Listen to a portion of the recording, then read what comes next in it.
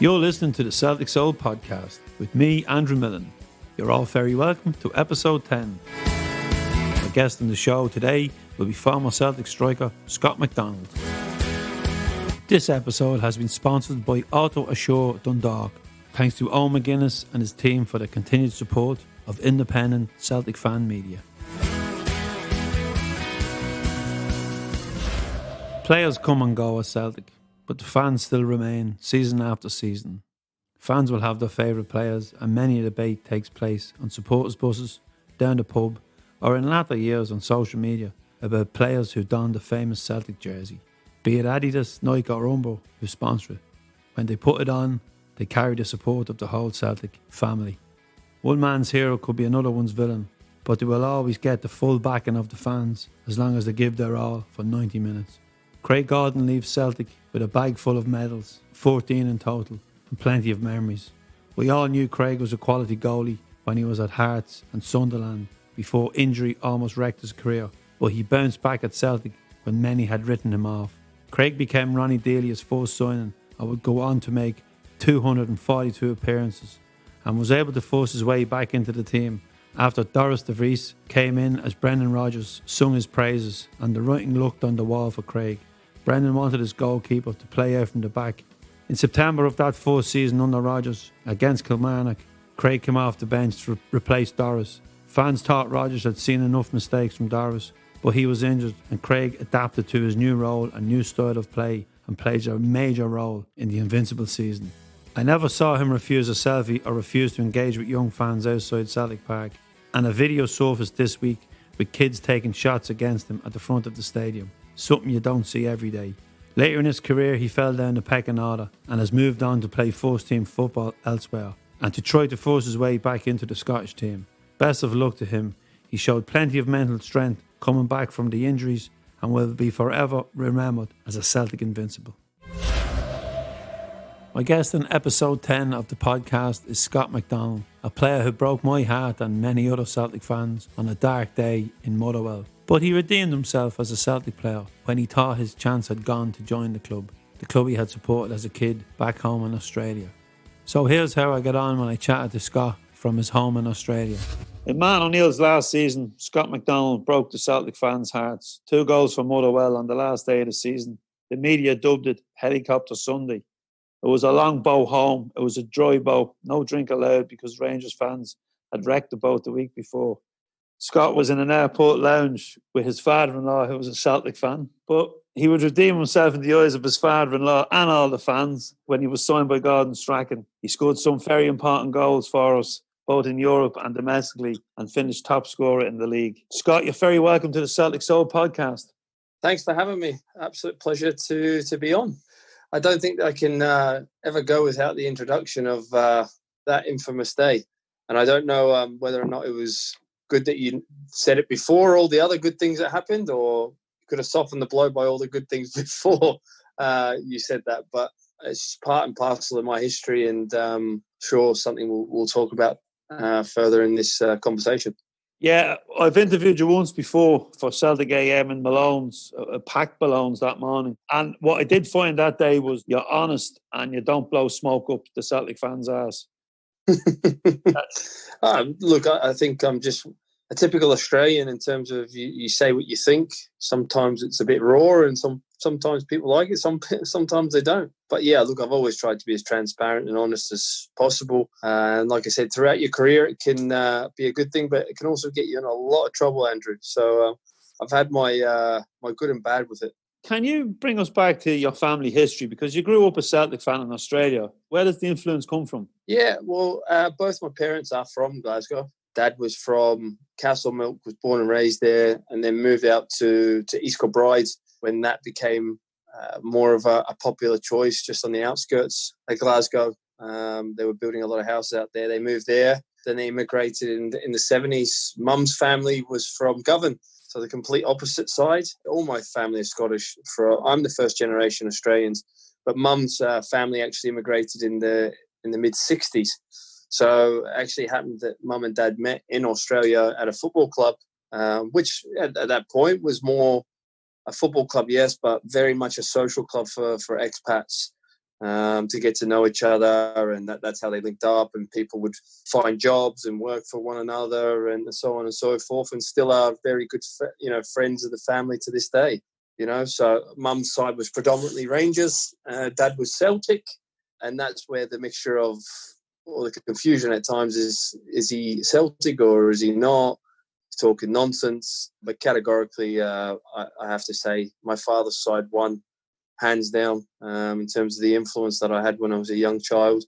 I do believe and remember a little bit when I was younger, my late grandfather from my mum's side, actually brought me a teddy bear back from Glasgow one year and tried to scare me with it.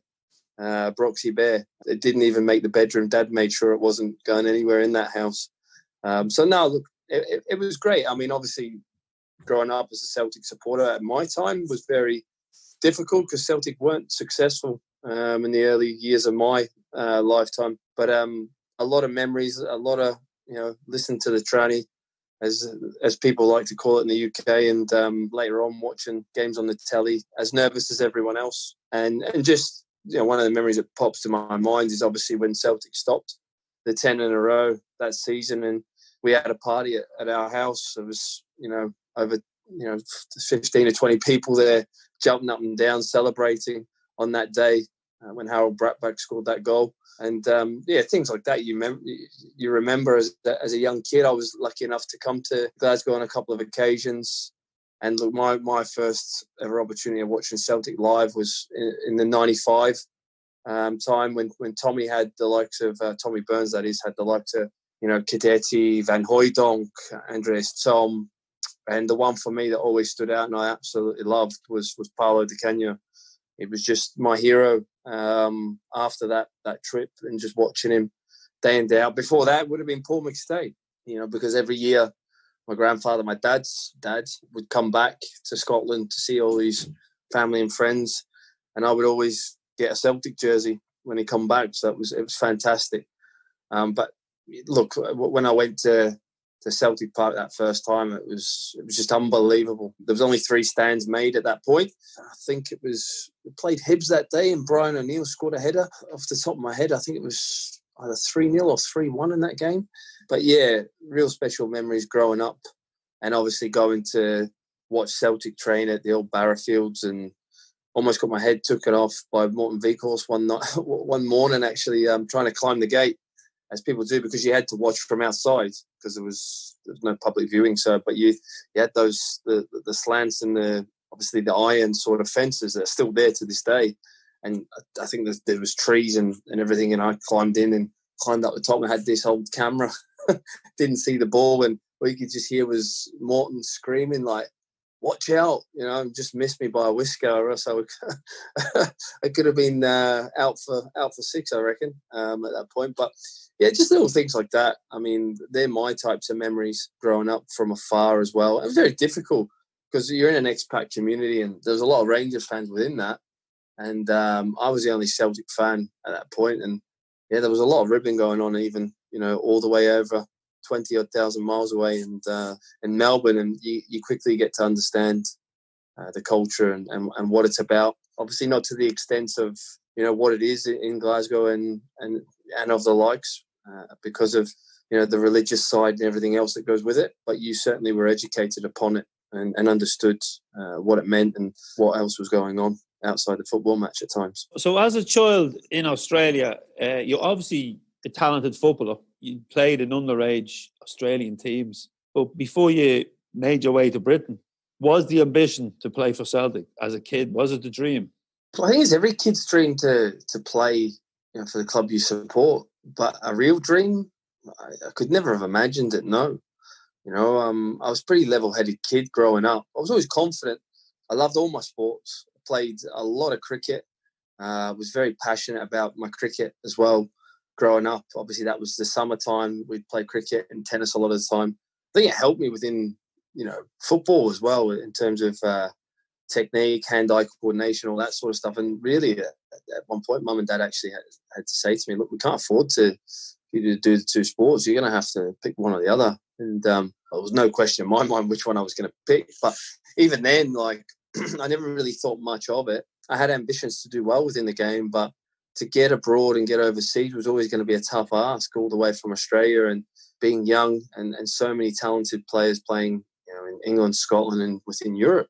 It certainly wasn't within touching distance. But as I started to get older and develop, I was able to get the opportunities a couple of times through playing for international, obviously, teams with Australia, that Arsenal asked me to come over on trial, and so did West Ham.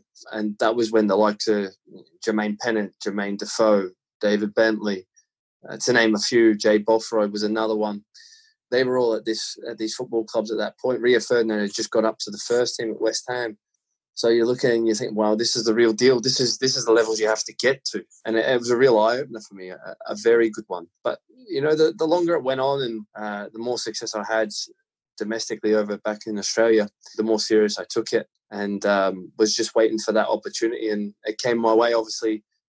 Played in that World Youth Tournament, World Youth Cup, which I think a lot of people would have probably watched it, probably not paid attention correctly, but it's usually on the Eurosports at some point or another. You see these tournaments and all the big players have come through them, like the likes of the Messis and Ronaldo's, the Dani Alves's, Adriano, who we played against for Brazil in the World Cup final. We managed to get to a final, an Australian team, a minnow nation, albeit under 17 level, getting to a World Cup final. It was big news in Australia. And from off the back of that, we lost it on penalties, by the way, 8-7. So it was just quite devastating to be, 15 at that point, to lose that way, with the whole, nation looking at you. It was such a big thing for football, because we hadn't qualified for a World Cup for, 20, 30 years at that point. So we were really all the attention was on us. It was great. And from that, there was quite a few of us that managed to get the opportunity to go and sign for clubs within Europe and test ourselves. Now, before I go into your journey to Europe, I want to go back to Australia, where you are now. You've just lost your manager at the Brisbane Roar, who took you to Brisbane, in Robbie Fowler, obviously because of the coronavirus. The picture we get back here is that Australia was ahead of most people, or some of the states, because I just see today that Leicester has gone back into lockdown in England. So not the whole of the UK, but just Leicester. So did Robbie Fowler go back to England when coronavirus, when the season stopped? Yeah, he did. So, our season actually continued on when the coronavirus first hit the country, and we were fighting to keep the season alive. Look, we've only got probably 5 or 6 games left within the season now, and we actually started the process of playing behind closed doors. There was no fans allowed at that point, and we were trying to get through the games as quickly as we could. Unfortunately, as it was, the virus was just spreading too quickly, too vastly, and we had to put a stop to it. And obviously, things were starting to pick up a little bit within the UK as well, and all the manager's family, his wife and kids included, were all still in the UK, him and Tony Grant, our number 2. So totally understandably, they ended up getting on one of the first planes and getting back to the UK. And then other circumstances happen, and we come back, and it's very difficult for the management to come back for their own personal reasons, which I can totally understand. But again, it's disappointing for me personally, obviously linking up with a guy like Robbie Fowler and the stature that he has within the game. And Tony Grant, who's number 2, was very, very good as well.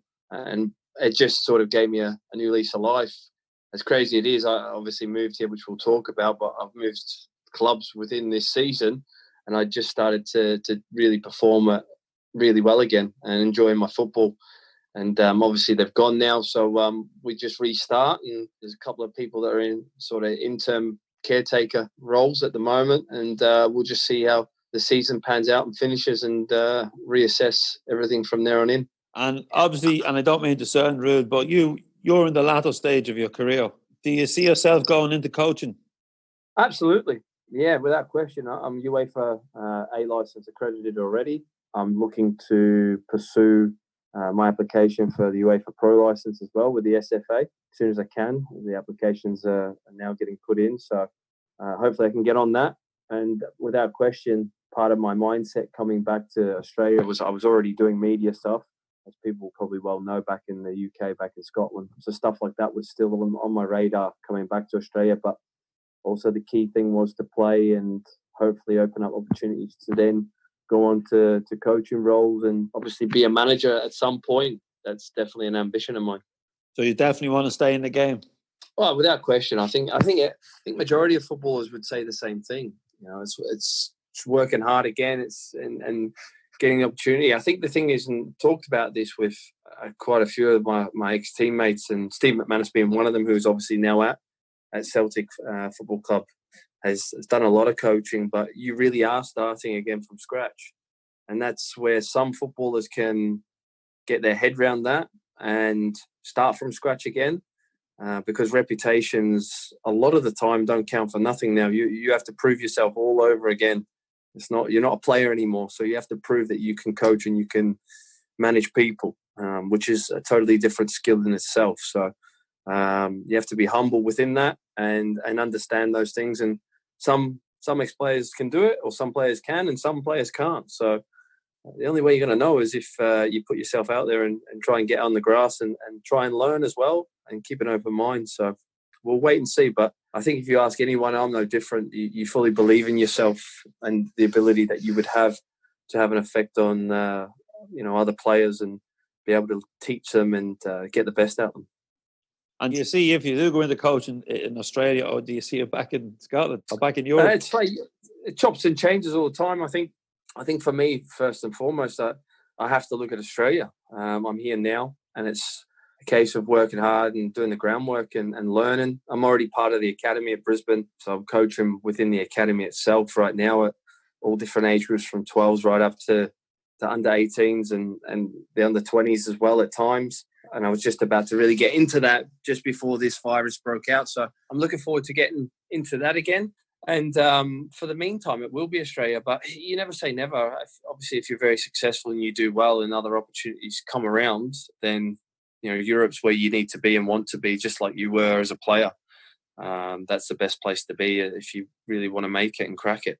Now, Celtic are currently in the pre-season, which is probably be a strange pre-season for them. But I've been speaking to John Hartson and Paul Bone about pre-season, and they both said they would come back overweight after really enjoying the summer. You've been accused of coming back as well overweight by the media. Yeah. Did you enjoy those summers off? Well, I certainly enjoyed the summer after we won the league, probably a little bit too much for a double reason. I got engaged that summer as well, but obviously winning the title was it's one of the best days of my life, out with having my children. And I should say probably when I got married as well, Andrew, just to be on the safe side. I think you should, Jeff. But look, I think you live and you learn throughout that those periods. And for me, I think more so now when people see me, they actually say to me a lot, "Geez, you're a lot thinner than what you were when you played for Celtic." And I can't disagree with them on that. I've certainly looked after my body a lot better, hence why I'm still playing now. And I think it's just a form of education. And I think when things were going that well for me at Celtic, I never really had the thought process to improve more, which is sort of the downside for me. And I think it comes down to education as well, whereas the players now have all the tools and the understandings now of what it is and how to keep pushing for those extra little bits. When I was on such a good vein of form at Celtic, I didn't change anything because I didn't feel I needed to, because everything was working well for me. Where it all changed was obviously when I left Celtic and went back down to England for a few reasons. Playing in the Championship is very transitional, possession-wise, especially when you look back probably 10 years ago now. It probably even wasn't at the level of how they try and keep the ball within the Championship now. So there was a lot of, back to front stuff, very direct and very physical. So for me, it was so different from when we were playing at Celtic, where we controlled a lot of these games and we had, 60% possession plus on most of those occasions and creating loads of chances. And teams would probably give the ball away very cheaply and give you it back very easily. Whereas when back down in England, it's a level playing field again. And you've really got to earn the right to create those chances and to keep the ball. So I knew I needed to get a hell of a lot fitter within those times. And I learned how to look after my body better and become a lot leaner. And in the end, I actually was a stone lighter when I was playing for Middlesbrough at one point than what I was when I was playing for Celtic. When you look back, but there's pros and cons to all of that, because the extra weight did help when you're coming up against those big 6 foot, centre halves. The examples of like the likes of Bobo Balde when you could mix it with them, to the surprise of the bigger guys. But that was always something of an advantage to me. So there was pros and cons to it all, but I think it sort of helped me endure and last and continue my career, for a longer period for sure. Now, in the eyes of the Celtic fans, I suppose if life was a pantomime, you were the villain that became the hero. I still am to some people, probably. Probably a bit, yeah. But you came into the team, and you had been, when you were signed by Celtic, you were suspended from getting sent off in, I think, the last game at Motherwell. And you come to Celtic, there's a lot of competition for a starting place up front, because Magic's there, Kenny Miller's there, and Big Jan is there. And you come in, you believed you were good enough to play. And when you got your chance in Europe, because it was a man you were familiar with, Gordon Strachan, who brought you to Celtic, but he had also released you from Southampton when you were younger. Yeah. So when you got your chance, you did take it with both feet. You had a good debut over in Moscow, and then you scored in the return leg when we played Spartak, and then obviously that went to the penalty shootout, if memory serves me right. So straight away then, you've proved, I'm here, I've scored, and then it's time then to secure your place in that first team. Yeah, I mean, that was huge moments for me, like you talk about. And going back to Gordon, obviously, I mean, he did release me from Southampton, which was a really odd thing. And I think that's where a lot of my respect straight away for Gordon, even before I just came in when he signed me, was the fact that it takes a big man or a big manager to, well, admit on one hand that maybe they got it wrong about a player. There's a lot of managers within the game egotistically that just wouldn't do that, Andrew. Even if you were on a hot streak or you were doing really well for someone else, they just turn a blind eye to you because they turned you down once and said you weren't good enough. But Gordon had enough about himself to watch me again and believe that I was ready now in his eyes, that I had changed a little bit.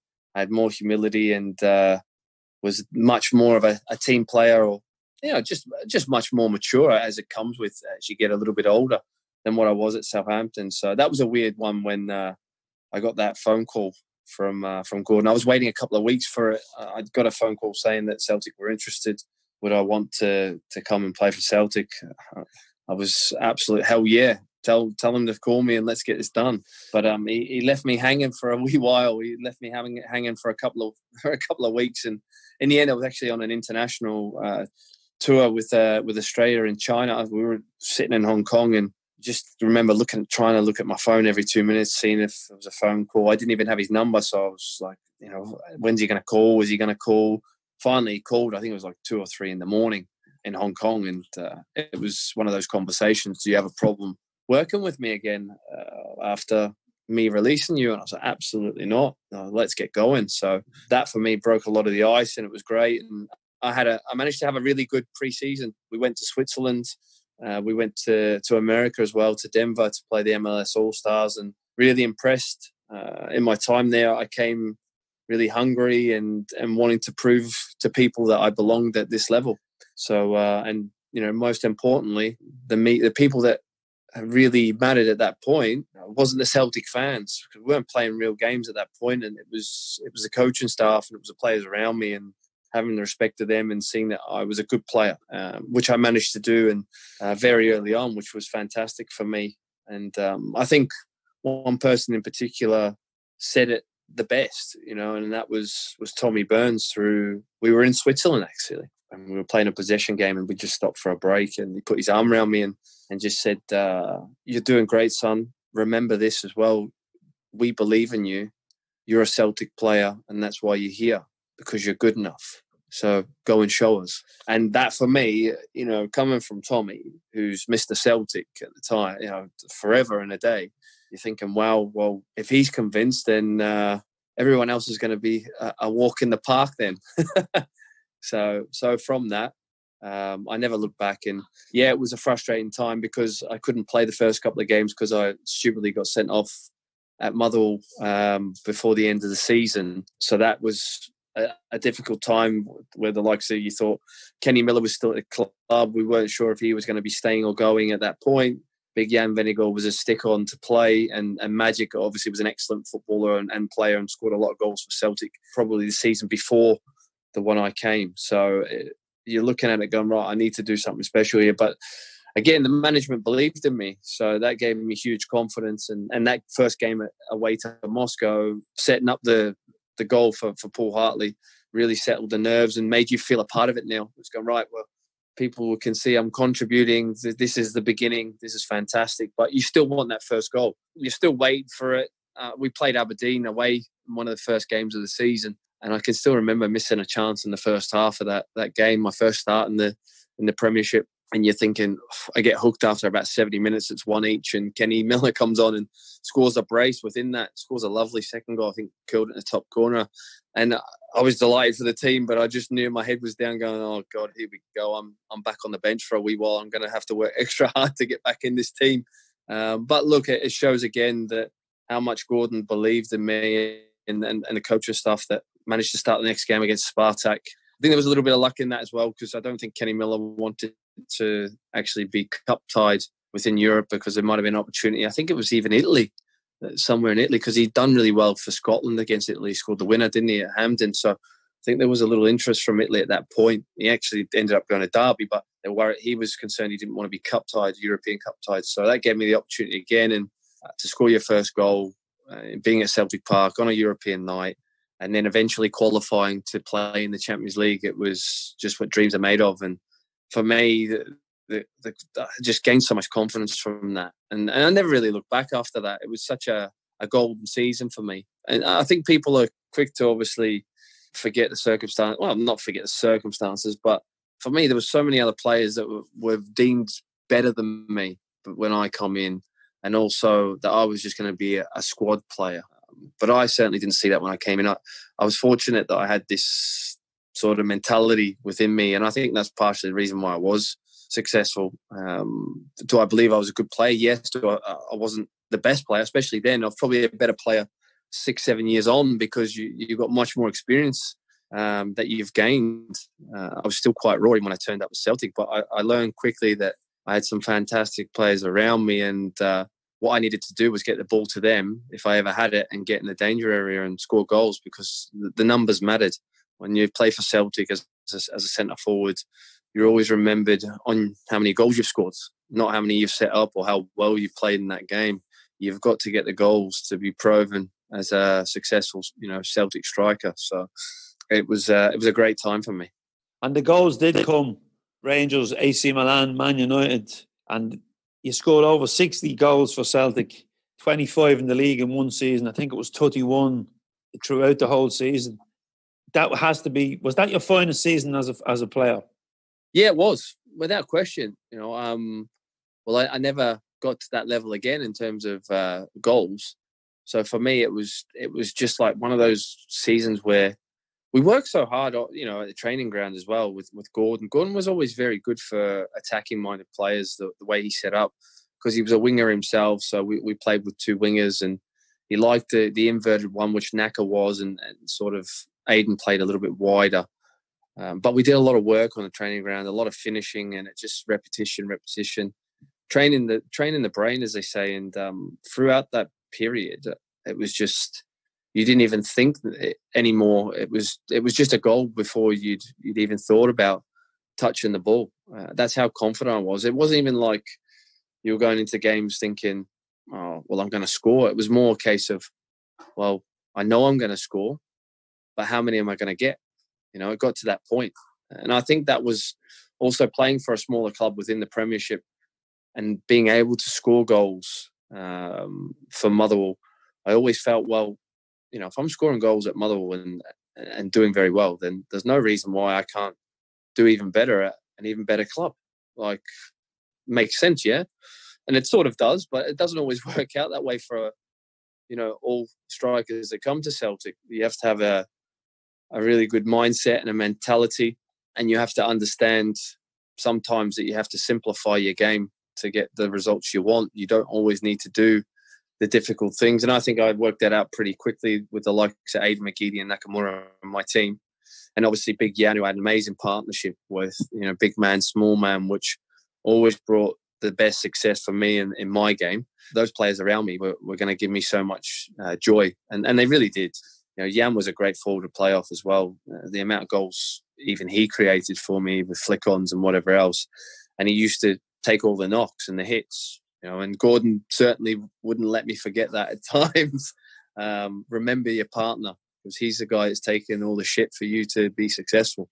So Gordon was really good like that in terms of team morale and honesty within the group, and making sure you appreciated one another for the dirty things that they did for you. And it was all about trust in that team environment. It was a huge thing.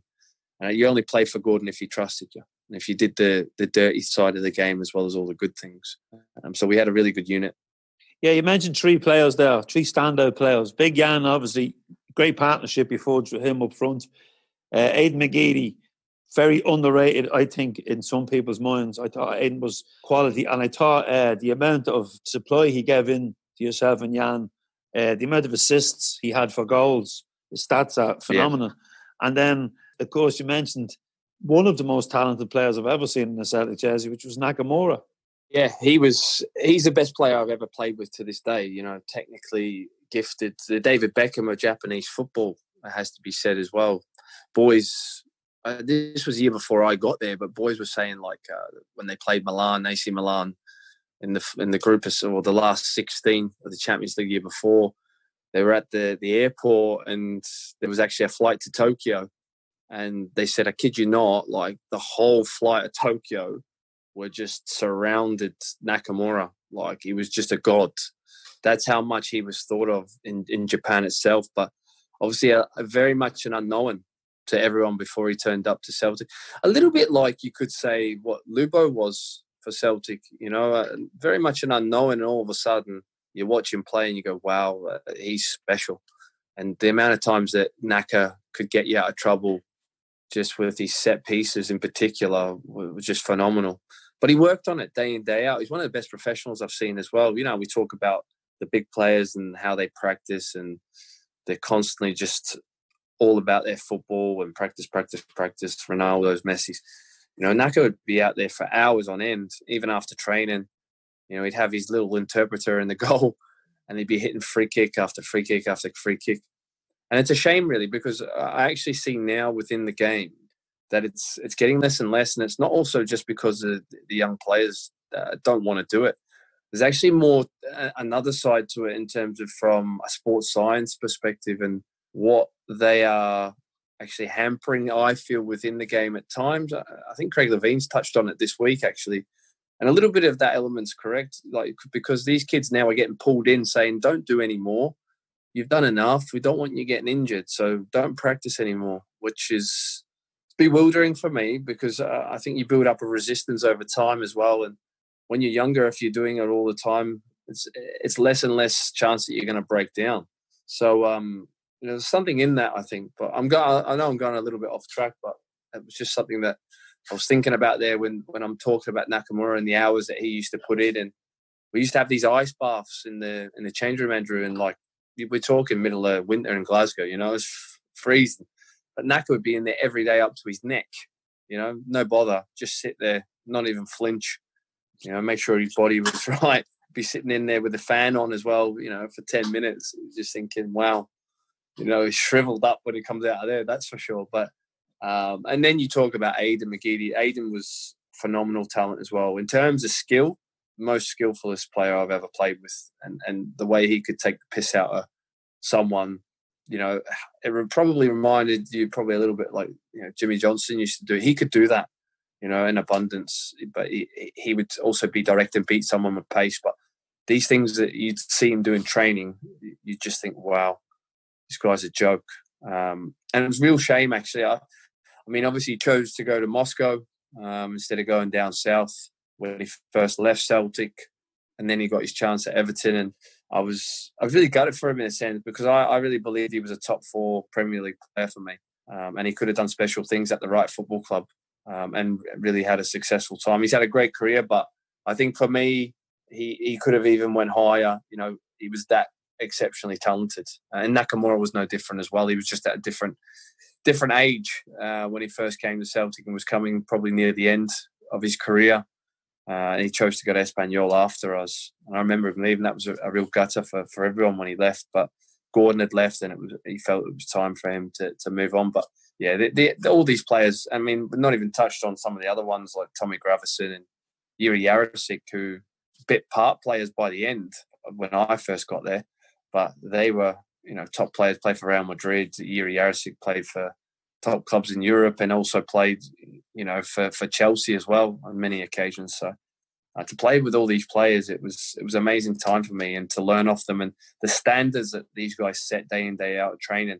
That's how you became a better footballer. That's how you had success, because every day in the game, in the training sessions, was a time for you to learn and improve. And you had to be on it every day, because or else you'd get found out. So you'd be showing a level, and that was the standards that you had to aspire to be at. Another player you didn't mention there, who I thought was the best keeper I've seen for Celtic. When he came in on loan, he knocked a really good keeper in young Marshall off his perch. Arthur Burridge. Was he as mad as we were told he was, or was he just? Mate, he was as mad as anyone. I think Tommy Gravison could give him a good run for his money, but in terms of being scary, I think Arthur was probably the one that I was probably more wary of and always tried to keep on side. If he didn't like a shooting session, he would just stand there, and more or less that was it. He wouldn't move because he didn't like it. So you knew, he's not happy today. You just don't want to go near him. He'd have those flittering moments within his time at Celtic, but an amazing goalie, phenomenal. He just didn't like turning up for Monday sessions. I think he liked these weekends, Andrew. To be Sunday fair, club. Yeah, there was a few occasions when he'd come in on a Monday. The goalie coach would look at him and say, "I'll tell you, you've done enough. Off you go. You can go home." And all the boys would just look and go, "Oh, for fuck's sakes, he's at it again." But when you've got someone with that talent, sometimes you've got to give them a little bit more rope to get the best out of him. And he was certainly one of those characters where you did that. You allowed it, because there was more than one occasion where he would save your bacon, and he'd done it many a time throughout my time at the club. And he was a great lad and a great character. You just didn't want to get him on the wrong day. But like all good goalies, that is, Andrew, they're a different breed for sure. He was a hero of the fans, because he put it up the Rangers every time. And then, I remember the night we played Man United, and Naka scored that amazing free kick, and Arthur saves a penalty. He never set a foot wrong, maybe until later in his time at Celtic, when he started to make a few mistakes. But even David Marshall, I had an interview with David Marshall, who he replaced, and he said when he came in, they were amazed at the talent he had, and that's goalkeepers who are competing with him for a place. And David Marshall's not a bad keeper himself, so it's high praise. I think we forget how good of a team Gordon Strachan had. Without question, we had some real top players, but also I think Gordon, working off a different budget from previous managers, Martin O'Neill probably considerably, in terms of it was a time where, right, we have to cut the budget now, and the monies that we're matching Premiership money here, from down in England at that point under Martin O'Neill, I think with some top players like Suttons, Hartsons, Larsons, without question, or else you don't get them. But Celtic just couldn't sustain that forever. So when it was Gordon's time, I think he was more or less said, right, we have to try and trim back here and build for the future. And what Gordon did was bring in the best talents from, the league, the Scottish Premiership itself. And I think he managed to do that really well. You talk of the likes of the Mark Wilsons, Gary Caldwells, Scott Browns, Barry Robsons, Paul Hartley, myself, and you had a couple that, probably didn't have as much success as what you would have liked, but, we were always trying to look to unearth some talent from the Scottish game. And Celtic have continued that down the years. But Gordon did it really, really well in it. And players that understood what it was to play for Celtic as well. I think that was always very important that you have that. And there were excellent players who went on to, like myself, to achieve even bigger things. But it was a great time. And like you said about Arthur, going back on Arthur, what really sticks out, thinking about it now, was how quickly he was able to come and close the distance between the striker and himself off his line for 1v1s especially. He was very difficult in those moments. It was almost like he would spook you, how quickly he used to close the distance and close the angles. That was one of his biggest talents. And many a time, he would save things that you just thought just weren't savable. So you always need a great keeper in your teams to be successful, and I think that's been proven over years, whether it be Celtic or other leagues, that they've always had top keepers, and Arthur was no different. He was top notch. Now, obviously, that team would break up. That's a team that had no problem getting out of the groups in the Champions League. Gordon had proved how good of a manager he was because, as you say, he didn't have the same budget as Martin. Then Tony Mowbray comes in, and it didn't work out for Tony. It didn't work out for you. You went down to Middlesbrough. Have you any regrets? Did you leave too early, or was it time? If it's up to me, you'd want to play the rest of your career at Celtic. Like Scott's done, Scott Brown. Obviously, me and Scott signed at the same time, and the things that he's done there have truly been phenomenal. But the realism is, as well, in terms of being a centre forward, you generally have a lifespan at big clubs like Celtic. And if you look over the history of Celtic strikers, you're looking at probably a lifespan of 3 years, realistically, before they move on for different reasons, because they've done well and they've gone to other clubs for more money, or, they've not done well and they move on because they're just not performing anymore, or they get too old and someone else comes in to replace you, because always looking for goal scorers and people to be the most successful for Celtic to win titles. So you're always under pressure, but I loved it. I absolutely loved it. But look, if I had the chance or the timing again, and just how everything worked out and the way my mindset, when I look back at that, I probably wouldn't have changed it 99 times out of 100, because it was with Gordon, who had gave me everything in terms of my career and how successful I was at Celtic. And I just believed in him so much that he was the guy that would always get the best out of me. And after a sort of topsy-turvy time for the 6 months that I was with Tony, it was hurtful, because I just felt like I didn't feel loved anymore. And all good strikers have got egos and want to be loved and appreciated. And it just sort of felt, even from our very first meeting, that he wasn't sure about me. It was like he didn't think I was a good player. And that really ate at me for the whole time we were together. It was kind of like you were up against it. And I didn't like that, now that I was having to prove myself with what I'd done in the previous 2 seasons at Celtic, that he wasn't backing me. And we'd brought in Marc-Antoine Fortuné at the time. We didn't have a problem. You were always going to have strikers that were going to come in and challenge you. But it just felt like it was getting manufactured, no matter what I was going to be doing, that I wasn't going to be the main guy anymore. So my nose was out of joint, so to speak. And then there was not playing and being on the bench and coming on and scoring goals, and then still not doing enough to actually play.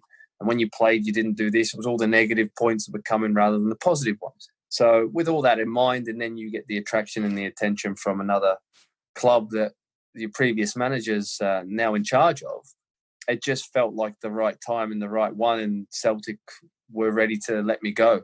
And that was the problem, because they let me go. So I just signed, I was a year into my 5-year deal at Celtic, and there was no way that they were wanting to improve terms again, even though they knew what the offer I was getting elsewhere, which was truly a lot more than what I was on. So it was a difficult one. It wasn't like I was asking for any more that wasn't already stipulated within my deal, but we couldn't get to the maximum of it quick enough in terms of, while straight away to get to that maximum of what the contract was meant to be, which is stipulated after you play incentives or whatever else. So it kind of told me that, right, maybe I'm not wanted as much as what I wanted to be, and I needed to move on.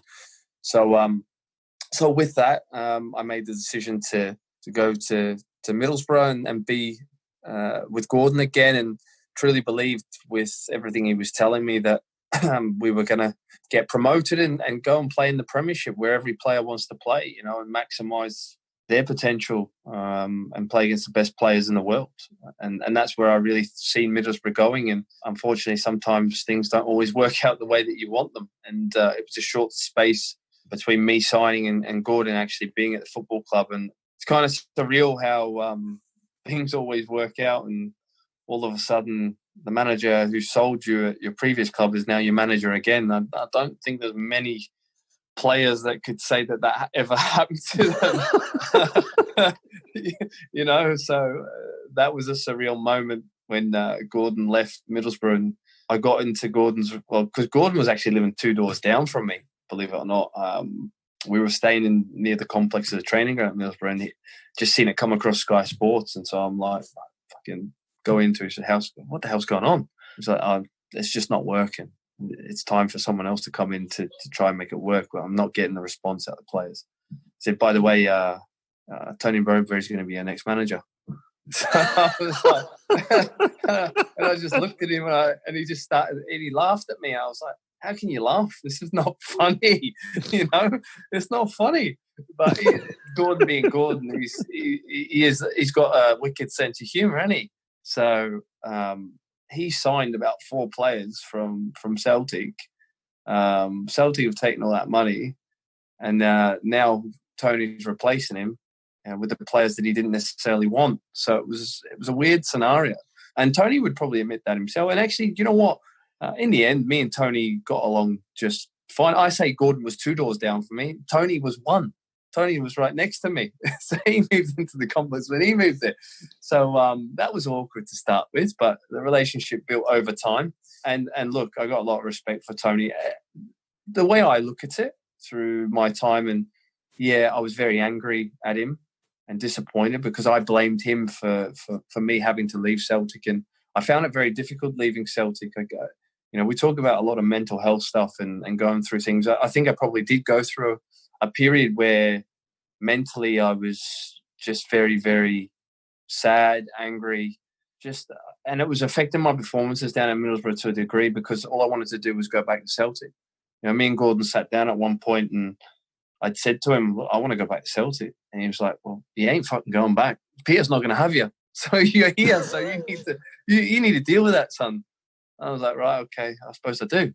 So that was that, and needed to get on with it because Celtic were never going to pay the transfer fee and they weren't going to pay the wages that I was on. Not that that was ever discussed or anything like that, but that was the reality and realism of it. Celtic had moved on and you had to move on.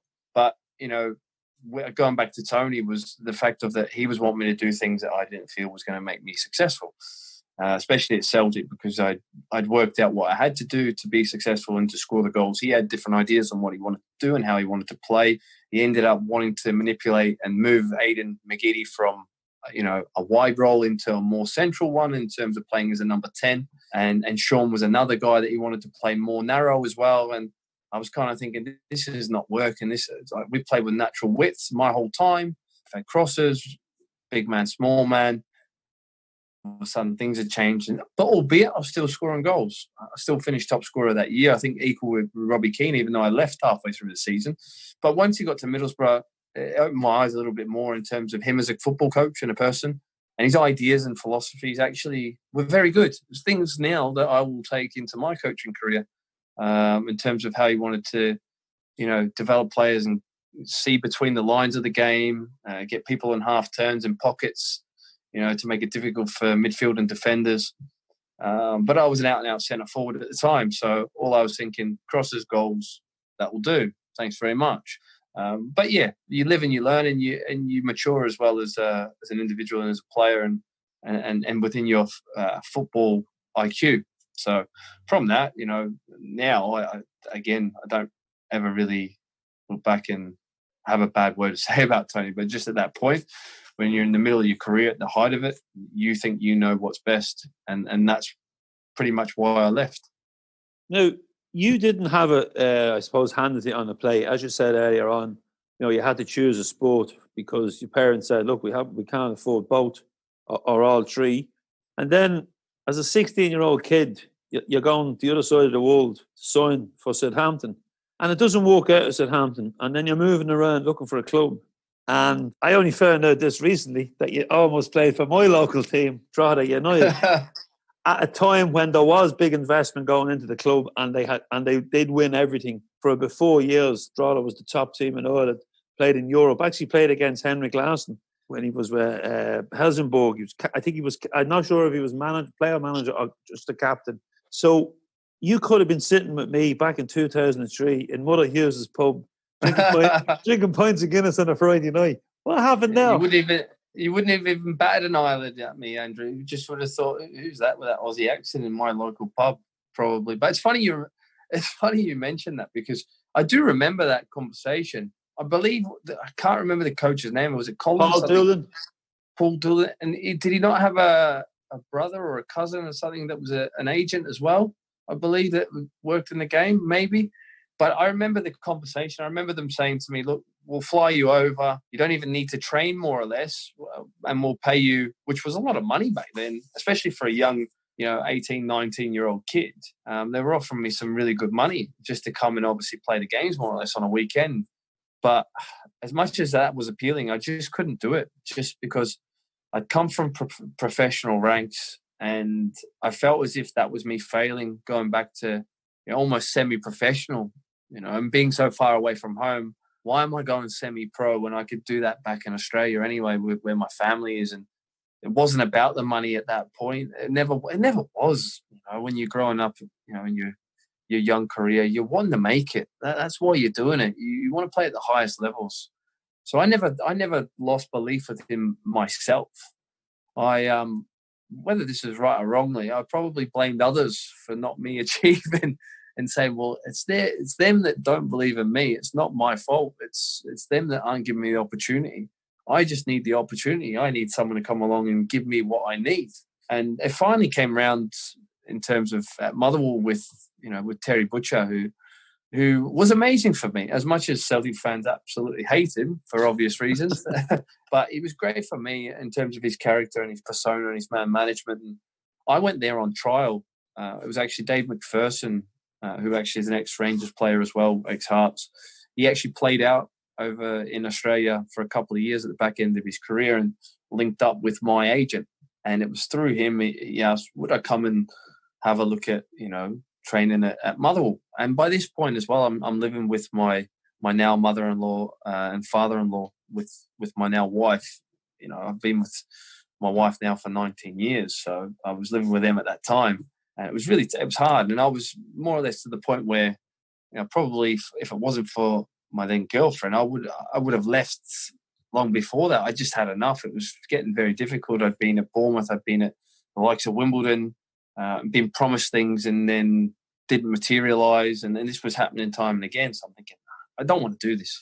I've had enough. I need some family support. I need good people around me just to think about what I'm going to do next in my life, or if I'm going to continue football, but I'm going to start it back in Australia and build myself up again. And Dave convinced me to go up. He said, what you got to lose? You go up there for a couple of days or a week and they say no, you go home anyway. And I was like, well, yeah, you're probably right, actually, looking at it like that. Obviously, being a young, stupid 19-year-old, sometimes you don't see it as simple as that. But I ended up going up, and within 3 days, Motherwell signed me. I ended up playing against Stephen Craigan, who was obviously played for Motherwell for many years, and I impressed him, and he was all over Terry to sign me straight away. And thankfully he did, and I never looked back. And that's what I'm talking about, especially for young players. Sometimes you can have talent, you can have belief, you need someone else to take the chance on you. When we talk about young players coming through, it's all about the type of manager that you have and whether or not he can trust in you. And I always say that to young players now, that the managers have to be able to trust you. Their jobs are on the line, and sometimes you need to do some of the things that aren't as noticeable or as fancy as what you think the game is. You actually have to do the dirty side of the game as well. So something I wasn't shy in doing, and Terry appreciated that too. And it was just a fantastic time for me, and gave me the platform, like all kids, especially at that time when you're talking, I think it was like 2003, 2004, where majority of football still then was played Saturday, 3:00. Saturday, 3:00 was a big thing for me. If you were playing Saturday at 3:00, you were playing proper professional men's football. And it was kind of like when that started to happen for me, I was like, wow, I've finally made it here. I've finally now become a man, and I'm doing what I love to do. I just enjoyed it thoroughly. It was a great feeling to be doing that week in, week out, and putting yourself out there and being able to show people and get your name over the vid print every now and again on the score sheet. That was always something I appreciated a lot. You get your text or whatever from people, and those are the small things that you played the game for more than it's never about money for young kids. Maybe it's different now, but for me, and I say that era certainly wasn't at that point. You weren't thinking about the fight. That come later on if you managed to do really well. And that was always going to be apparent. So that'd be something, if there's any kids listening, I would say that as well. Just concentrate and enjoy it, and good things will come from there. Well, fair play, Scott, because you must be mentally strong as well as physically strong, because I think people can see that. I think people have seen that, Andrew, in terms of, even out when I was at Celtic Park, I am renowned to be the biggest moaner, aren't I? So well, that was only Lee Naylor that said that. I think there's a few more. I think they remind me quickly, including the fans. But that's me. That's just who I am. I'm a winner. That's the way I was born and brought up in Australia, to win at all costs. Something that all Aussies were back in the day. We were all big winners, and I think you still see that a lot in the Aussie cricket team. But it's slowly going out of Australian culture, which is sad to see. But we're winners at heart, and that was something that, sometimes I could have shown it better. I would agree with that, but I suppose that was my makeup, and again, was part of the aggression, or what made me perform the way I needed to perform as well. Thankfully, I've toned it down a little bit now. Well, I think definitely the fourth season it was Celtic Park. I have so many memories. I was sitting in the Jock Steam that season, so you would have celebrated a lot in front of me. So that was, yourself and Big Jan. So I have a lot of memories of that. I've lovely memories of when we done the interview in Malone's, because it was one of the most honest interviews I ever done. Because sometimes players come in and they play to the crowd. You didn't. You told it as it was. But before I let you go, I really need to get a story on the man who they say was the maddest man at Celtic. Give us a little story on Thomas Gravison before you go, will you? I know there's been that many about Thomas, hasn't there? Cy Ferry tells a fair good few.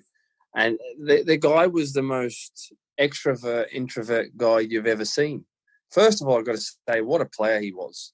His natural talent. They still think that they got the wrong ball guy from Everton, though. They still say they should have got Lee Carsley instead of him because they were looking for a defensive midfielder. Something he never was. He never had the discipline for it. But he was mental. I remember, when we were training at Old Barrowfield, at times we'd obviously get changed at Celtic Park, and he would just be sitting there, not saying a word, and all of a sudden he'd just jump up. The physio would come in, and he'd just grapple the physio, and he would just bounce him around like he was in a wrestling ring, and just play around with him, more or less like you would see a cat play with a mouse, a dead mouse. And he would just do it for the crowd. It was unbelievable. He was the strongest guy I've ever met, but he was truly mad. I mean, there was a great occasion where this happened on two occasions, actually. In Switzerland, we were doing a pre-season run, sort of like a yo-yo test. And he's got this weird Scouse German accent going on. And it's obviously, right, guys, you've got to go till you can't go no more. And he's gone to the sports side. No, lads, no, I don't go till I can't go no more. I just go to 15. And we're like, no, you got to keep pushing something. No, I tell you now, 15, I leave. No problem. And I'm just like, right, okay, we'll see. So we go, boop, boop, boop. And all of a sudden it gets to 15. He just stops. Said, right, I leave now. Goodbye. End up going back to he goes to the hotel. Everyone's just standing there going, what the fuck's going on here? And just Gordon just shaking his head at him. At that point at times, Tommy was starting to get a little bit uncontrollable. But what a footballer he was. There was another occasion at Barrowfields. We're playing, I swear to God, it's one of the best goals I've ever seen in training. It was Marco van Basten-esque, right? This ball's come over his head, and it's more or less on, he's hit it, volley from the byline, and he just spanked it, and it's gone right in the far corner. And he's like, he just puts his hand up and goes, right, okay, lad, I go now. That's me finished. And Gordon went, yep, Tommy, you can fuck off. On you go. He just left. We were only about half an hour in training. He just went. It was just like, what's going on here? But he was unbelievable. I mean, he was such a character in training. He's so lively, vibrant. And then, you would go out. We'd go out as a team every now and again, and he'd be the most introvert cat you've ever met. He wouldn't say a word. He'd have his thumb in his beer as if someone was going to put something in it, and he'd just be always looking around, watching what's going on here. is he going to come across? Or just really nervous, compared to what you've seen at training. And then you've seen him doing that. He was just, he's an extraordinary guy. And you'd be standing there, you've got that many, like, you can just keep going. It's just crazy. It was entertaining. Day in, day out, you knew something was coming. And you'd be lining up, you'd be doing some shooting, and you'd feel this tap on your boot. And you'd just be like, right, okay, what's this? All right. And then it would happen again. He'd tap you on his boot. He's from behind. He'd turn around and he'd go, I got you, lad. I got you. I was like, tell me what you got, mate. Like, I got you, though. I got you. Like, what did you get? What you like? He was just off his trolley. But great character. Again, great to have played with him because he just made things look easy. All good players do. So anytime you could get a chance to play with players that played where he's played, it was truly enjoyable, I have to say. Yeah, I've heard he was obsessed with the Batman movie. Did you? Did you have any experience of that? No, I know that some of the boys have got even more stories because when I was there, he ended up leaving to go.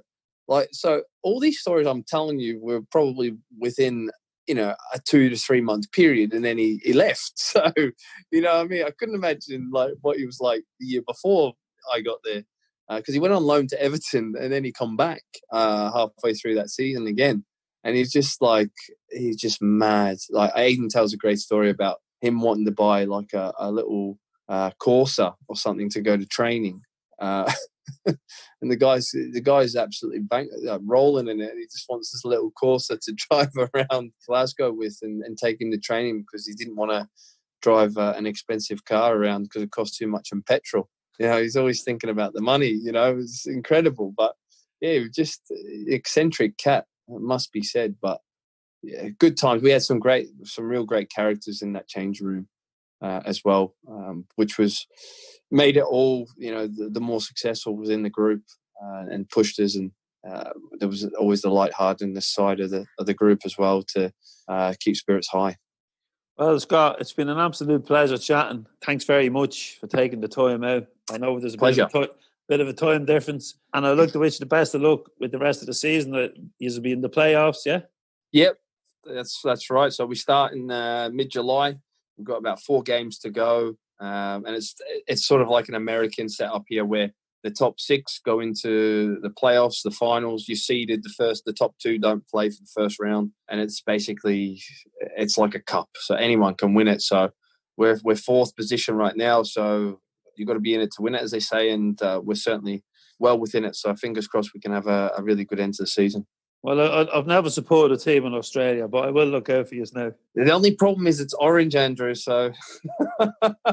There's orange in my national flag, green, white and orange.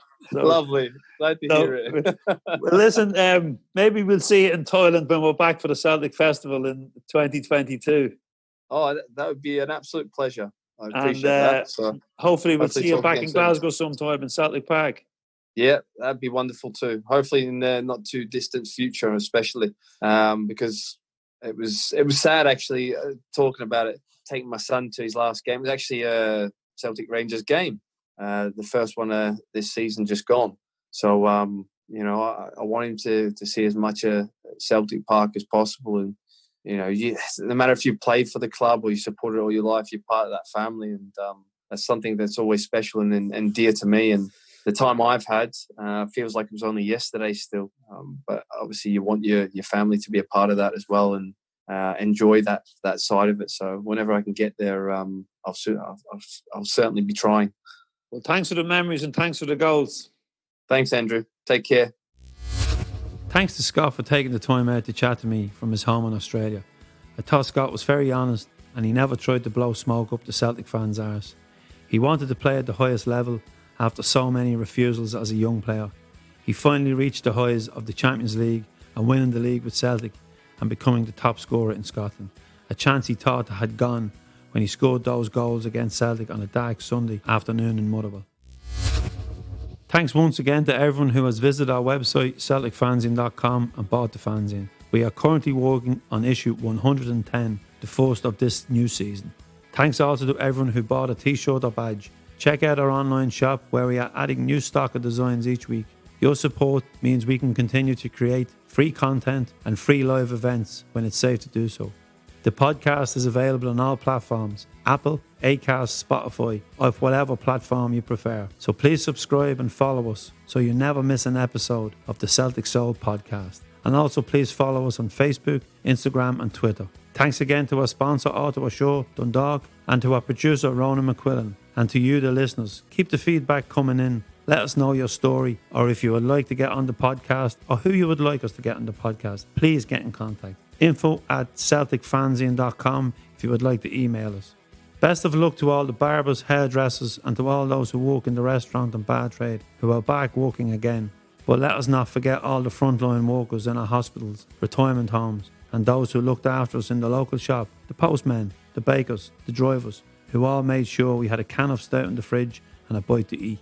We will be back on Friday with the weekend episode, where I will be chatting to Jim McCalliog. Jim, a Celtic fan who played for a number of clubs in England, including Chelsea, Man United, Wolves and Southampton, where he won the FA Cup. He is also fondly remembered for scoring the winner against England when Scotland beat the World Cup winners in 1967. Keep the faith and stay safe as we wait for the fixtures, which should be out soon, and we wait to get back to paradise.